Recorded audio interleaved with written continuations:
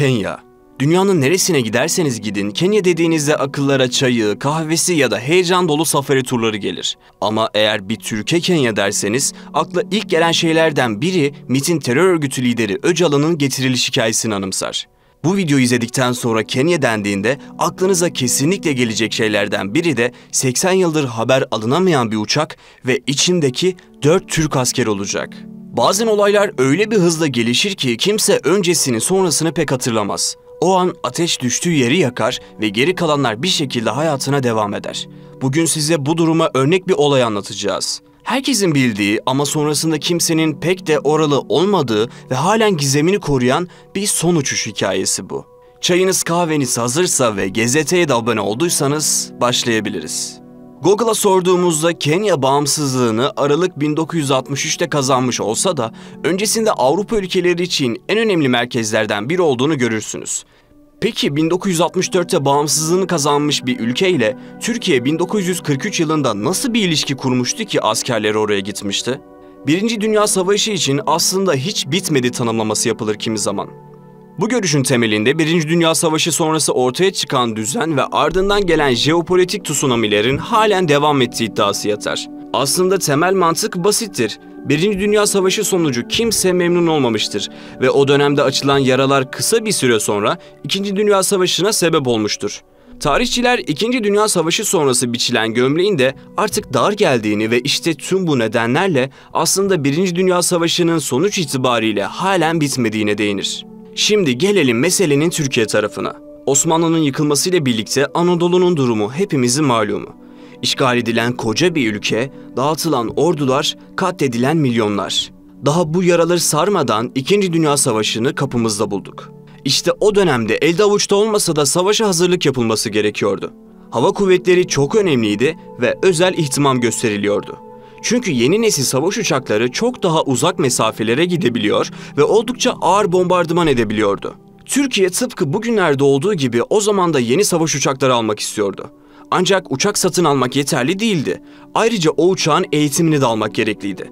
Pilotlar o uçakla uçabilmeli, teknikerler bilmeleri gereken detayları öğrenmeli, bakım personeli bu işi aksatmadan yapabilmeliydi. Hepsinden de önemlisi, bütün bunlar savaş koşullarında gerçekleşebilmeliydi. İşte bu koşullar altında Türkiye, savaşın başlarında İngiltere'den Supermarine Spitfire avcı uçaklarını almak için resmi başvuruda bulundu. Bununla da yetinmedi. Britanya Savaşı'nda İngiliz avcı uçaklarının doğrudan hasımı olacak Alman Messerschmitt Bf-109 avcı uçaklarını satın almak için de Hitler yönetimiyle diyalog kuruldu. Almanya bu isteği reddetti. İngiltere ise sınırlı sayıda Spitfire Mk1 uçağının satışına izin verdi. Ancak sonrasında bize daha çok lazım gerekçesiyle uçakları teslim etmedi. Ancak kader ağlarını bir şekilde örüyordu ve Türkiye için yeni bir kapı açıldı. İngiltere Başbakanı Winston Churchill'ın Türkiye'yi İngiltere'nin yanında savaşa sokmak istediği bir sır değildi. İsmet İnönü ise bu isteği geri çevirirken ordunun eğitimsiz ve silahlarının eski olduğu gerçeğini öne sürer. Öyle ya, derme çatma silahları olan, modern savaş doktrinlerini pek de uygulamamış Türk ordusu o haliyle İngiltere'nin pek de işine yaramazdı. İki ülke de kendi çıkarları doğrultusunda bir anlaşma imzaladı. İngilizler Türkiye'ye savaş uçağı satmayı bir kez daha kabul etmişti. Aynı zamanda bu pilotların eğitimlerinin de İngiltere tarafından yapılmasına karar verildi. Anlaşma bu kadarla da sınırlı değildi. Zırhlı birlikler, mayın harbi dalgıçlığı, uçak savar kullanımı gibi eğitimlerin de İngilizler tarafından verilmesi kayıt altına alındı. Ankara-Londra hattındaki bu gelişme Almanya'da da yankılandı. Bu kez onlar da karar değişti ve Focke-Wulf FV-190 uçaklarını satabileceklerini söyledi. Sonuçta o dönemde Almanya namlu üretiminde krom cevherini Türkiye'den satın alıyordu. Savaş ortamında böylesine kritik bir maddenin tedarik edilmesinin nedenle önemli olduğunu düşünün. Türkiye asla kaybedilemezdi. Çok geçmeden İngilizler sözünde durdu ve eğitimler başladı. Harp okulundan yeni mezun teğmenler uçuş eğitimini almaya İngiltere'ye gönderiliyordu. Ancak kilit ülke Mısır'dı. Çünkü Mısır, Afrika'da bulunan İngiliz güçlerinin ana komuta merkeziydi.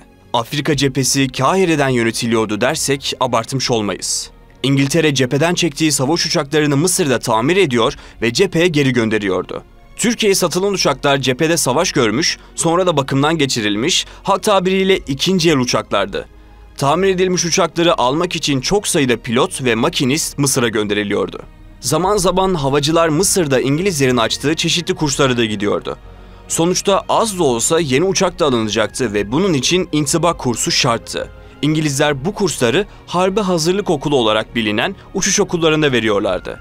Türk Hava Kuvvetleri İngiliz imalatı Bristol Blenheim uçaklarının ilk kullanıcılarından biri olmuştu. Henüz 2. Dünya Savaşı başlamamıştı. İngiltere uzunca bir süre bu uçakları Afrika cephesinde Alman askerlerine karşı kullanmıştı. Ayrıca Alman birliklerine kritik malzemeleri tedarik eden kargo gemilerini batırmak için de bu uçakları kullanmak istiyorlardı. Ama eski bir tasarım olduğu için pek çok yönden yetersiz kalıyordu. Bu uçakları değiştirmek lazımdı. İşte bu noktada 2. Dünya Savaşı'ndan sonra dünyaya hegemonyasını alacak Amerika Birleşik Devletleri sahneye çıktı. Fransa için ürettikleri Martin Maryland bombardıman uçağının gelişmiş bir versiyonu olan Martin Baltimore hafif bombardıman uçağını İngiltere için üretebileceklerini duyurdular. Baltimore modeli Bristol Blenheim'dan daha çok bomba taşıyabiliyor ve daha hızlı uçabiliyordu. İngiltere 4 ayağının üzerine düşmüştü. Baltimore uçakları tek pilot tarafından uçuruluyordu. Uçağın önünde bulunan plexiglas bölmede uçağın rotasını çizen, bombaları hedefe bırakan ve acil durumlarda uçağı komuta eden bir rasıt bulunurdu. Pilotun arkasında ise bir telsizci vardı. Onun arkasında ise makineli tüfekli taretini kullanan bir nişancı olurdu. Uçak çok dar olduğu için hiçbir personel yer değiştiremezdi. Hatta görev yerleri birbirlerinden bağımsız kompartımanlar şeklindeydi. Kritik zamanda gelen bu yardımla İngiltere eski Blenheim uçaklarını Baltimore uçaklarıyla değiştirmeye başladı. Baltimore bombardıman uçaklarının gelmesiyle İngilizler Alman kargo gemilerine daha sık saldırmaya başladı. Bu noktada Türkiye'yi ilgilendiren çok kritik bir gelişme oldu. Blenheim hafif bombardıman uçakları eskiyordu. İngiltere bunun yerine Baltimore hafif bombardıman uçaklarını almamızı önerdi. Kader ağlarını örüyordu. Yeni bir uçak demek, yeni bir intibak eğitimi demekti. Blenheim ekiplerinden çekirdek bir ekibin uçuş eğitimine gönderilmesi gerekiyordu. Yapılan anlaşma gereği 4 ekip toplam 16 kişi eğitime gönderilecekti. Eğitim yeri olaraksa No 70 OTU seçilmişti. No 70 OTU'nun pek çok okulda olmayan bir özelliği vardı. Burası hem Mısır hem de Kenya'da eğitim faaliyetleri yapıyordu. 16 Türk havacısının bir eğitim için gidecekleri durak belli olmuştu. Kenya. İşte bu eğitim sürecinden sonra içlerinden 4'ünün hayatı sonsuza kadar değişecekti. Program netleşti. Türk havacılar önce Mısır'a gidecek, ardından Baltimore eğitimi için Kenya'da bulunan Nakuru'ya geçeceklerdi. Yüzbaşı Alaaddin Öney, kıdemli başçavuş İzzet Eruç, astsubay çavuşlar Fehmi Gülşen ve Hasan Köprek, Kahire'deki irtibat ofisinde görev yapan makinist kıdemli başçavuş Necati Uçal eşliğinde Nakuru'ya geldi. Necati Uçal Türk havacılara çevirmenlik yapıyordu. Yanlarında başka ülkeden gelen bir ekip daha vardı. Ama elimizdeki bilgilerden bu ekibin hangisi olduğunu maalesef bilemiyoruz. Takvimler 5 Mayıs 1943'ü gösteriyordu. O sabah eğitim üstünde yine hummalı bir telaş vardı. O gün uçuşu olan uçaklara kamyonlarla yakıt taşınıyordu. Makinistler her zamanki gibi son kontrolleri yapıyordu. Pilot kıdemli başçavuş İzzet Eruç uçağı son bir kez daha kontrol etti. Merdivenleri tırmanıp kokpite yerleşti. Onu yüzbaşı Alaaddin Öney izledi. Makineli tüfekçi Hasan Köprek en arkadaki tarette yerini aldı. Fehmi Gülşen uçağın gövdesinin içindeki telsiz masasına yerleşti. Herkes uçuşa hazırdı. Nefesler tutuldu. AH-180 seri numaralı Baltimore saat 9'u 45 geçe Nakuru pistinden teker kesti. Mürettebat Nakuru'ya geldikten sonra ilk defa birlikte uçacaktı. Plan basitti. Uçuş yaklaşık 2 saat 15 dakika sürecekti. Belirlenen rotada 3600 metre irtifada uçacak, Menengai kraterinde bomba bırakma talimini yapacaklardı. Mürettebatın birbirleriyle tek iletişim kaynağı interkomdu. Baltimore uçağının interkom sistemi çok da güvenilir değildi. Zaman zaman sorun yarattığı biliniyordu. Kalkıştan kısa bir süre sonra Türk mürettebat benzer bir sıkıntı yaşadı. Uçağın içindekiler kendi aralarında iletişim kuramıyordu. Pilot İzzet Eruç hemen geri dönme kararı aldı. Saat 10.45'te tekrar Nakuru'ya indiler. Uçağa yakıt ikmali yapılırken mürettebata da interkomun nasıl çalıştığı gösterildi. Saat 11.20'de tekrar havalandılar. Rutin olarak saat 12.05'te AH-180 telsizden iletişim kontrolü yaptı. Ancak gökyüzünde aynı frekansı kullanan çok sayıda uçak vardı. Gönderdikleri sinyalin alınıp alınmadığından emin olamadılar. Saat 13.05'te Türk mürettebat yönünü belirleyebilmek için sabit bir sinyal istedi. Martin Baltimore uçakları radyo pusula denilen bir seyir sefer cihazına sahipti. Telsiz gönderilen frekansın kaynağından yönünü belirleyebiliyor ve pilot da o istikamete dönerek yönünü buluyordu. Sabit sinyal gönderildi ama uçak bu sabit sinyali de alamadı. Saat 13.30'da AH-180 seri nolu Baltimore uçağının Nakuru'ya inmesi gerekiyordu. Maalesef o saat itibariyle ne bir inen vardı ne de gökyüzünde uçağı görebilen. Bir şeylerin ters gittiği belliydi. Nakuru üzerinde şiddetli yağmur yağmaya başladı. Öyle ya, Nisan ve Mayıs ayları Kenya'nın en yağışlı dönemiydi. Hava birden değişir, yağmur saatlerce kesilmezdi. Kapkara bulutların içinde kaybolmak işten bile değildi. Elektron yüklü bu bulutlar nedeniyle telsizler düzgün çalışmazdı. O sırada havada çok sayıda uçak vardı. Pilotlar yağmur bulutlarının ölüm anlamına geldiğini bildikleri için can havliyle iniş yapmaya başladı. Bir uçak eksikti. AH-180 yoktu. Kısa süreli şokun ardından üst seferber oldu. Tam o sırada hava üstünde bulunan bir personel içinde 4 Türk askerin olduğu AH-180 seri numaralı uçağın pistin üstünden geçip güneye ilerlediğini söyledi.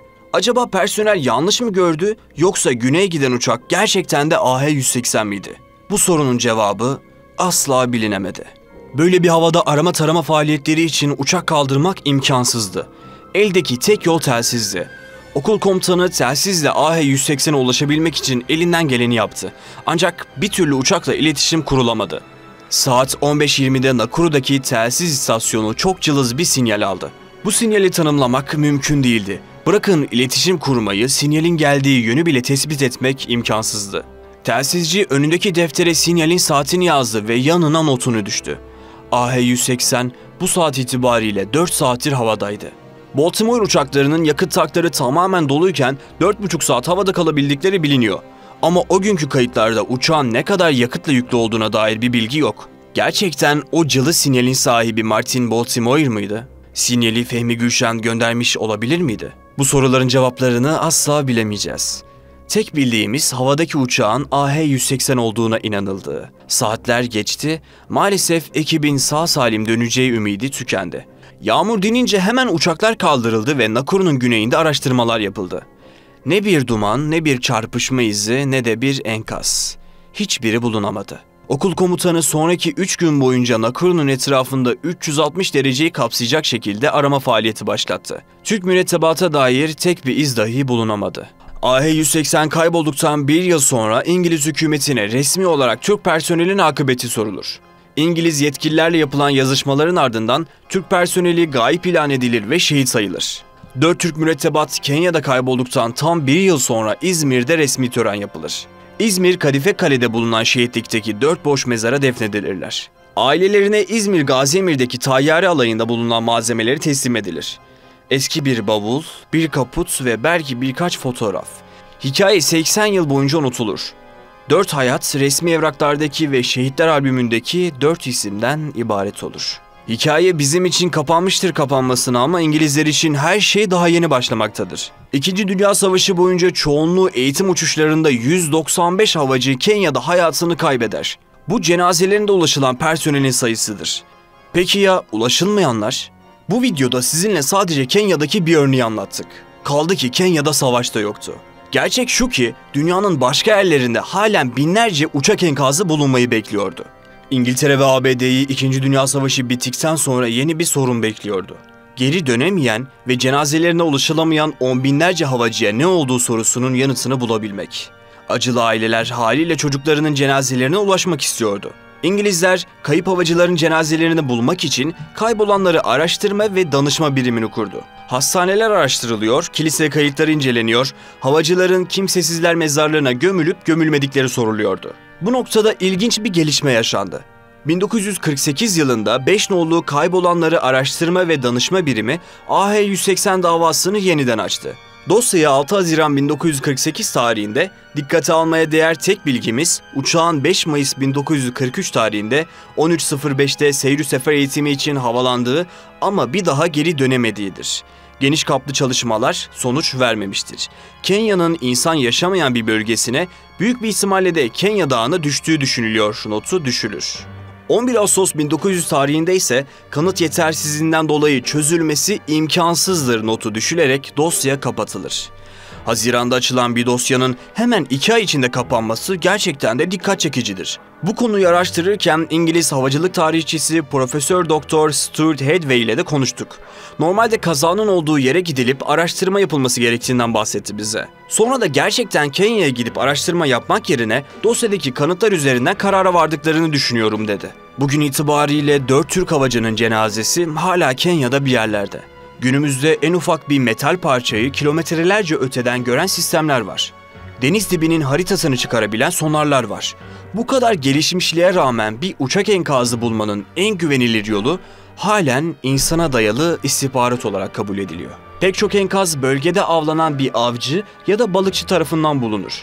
Zaman zaman bölgede araştırma yapan madenciler de enkaza denk gelir. Eğer onlar gördüklerini resmi kurumlarla paylaşır ve uçak enkazının yerini tarif ederse hikaye tekrar başlar, dosya yeniden açılır. Gerçekten AH-180 enkazı bulunabilir mi?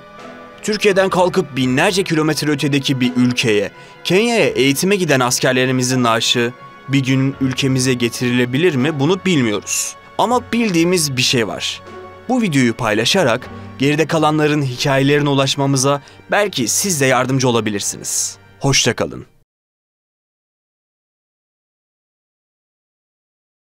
Kenya. Dünyanın neresine giderseniz gidin, Kenya dediğinizde akıllara çayı, kahvesi ya da heyecan dolu safari turları gelir. Ama eğer bir Türkiye Kenya derseniz, akla ilk gelen şeylerden biri MİT'in terör örgütü lideri Öcalan'ın getirilmiş hikayesini anımsar.